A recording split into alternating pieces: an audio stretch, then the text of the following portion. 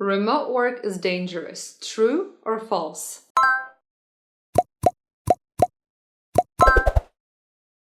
Absolutely true. Okay, so I know that maybe you don't expect me to say this. Being the founder of remoteworkadvocate.com, I strongly encourage people to work flexibly. And that's actually the key to success if we treat remote work as flexibility. So what can go wrong? Why is remote work extremely dangerous? Why can it be extremely dangerous? Let me share some aspects with you. What are the shadows? So the first thing is that these days during the pandemic, everybody keeps talking about remote work and people say that, hey, I can't take it anymore. I really want to go to the office. I have never been against offices. Absolutely never. I adore offices. I think it's amazing to talk to people. But what I am against, nonsense, okay? Commuting, wasting time, being in places we don't really need to be because we can be much more efficient if we don't approach it this way. So don't connect remote work with work from home only. There are tons of other possibilities that allow you to design your personal and professional life the way you want it. And I think that the biggest misunderstanding around remote work is that we really connected to the pandemic situation, okay? That we are stuck at home, we can't go anywhere. Believe me, that's not what we're talking about. When we talk about remote work, let's talk about flexibility, because that's really the major aspect. So now what can go wrong if we approach it in a completely chaotic manner? So what can happen? Well, some of the things you already know, you've definitely experienced yourself.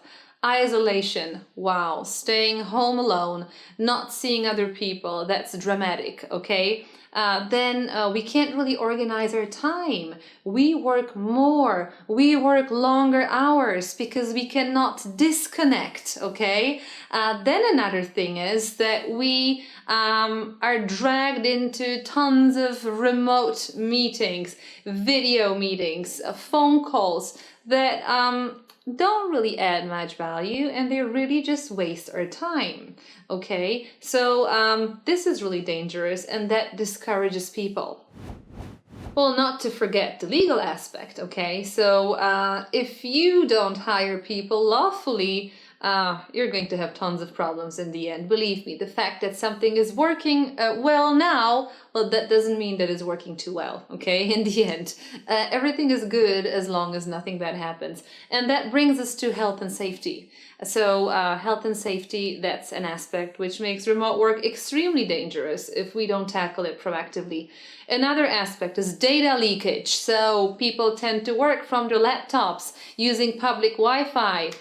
So much is going on, and I keep stressing this over and over again. As much as remote work, flexible work is expanding, so is cybercrime, okay? So please take that into account. Well, there are tons of aspects I could be talking about over and over and over again, but I think this is actually where I should stop.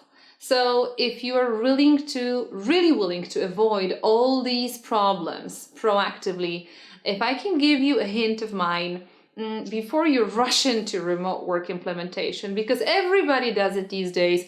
All these companies from California, right, from Silicon Valley, yeah, everybody keeps talking about remote work. Everybody wants to do it. Let's rush into this together because it's trendy, because people want it. No, that's not the way you do it. There's no one-size-fits-all approach here.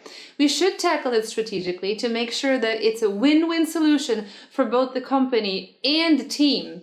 So if I can give you this hint that I promised a couple of sentences ago, please perform a simple SWOT analysis about your particular company.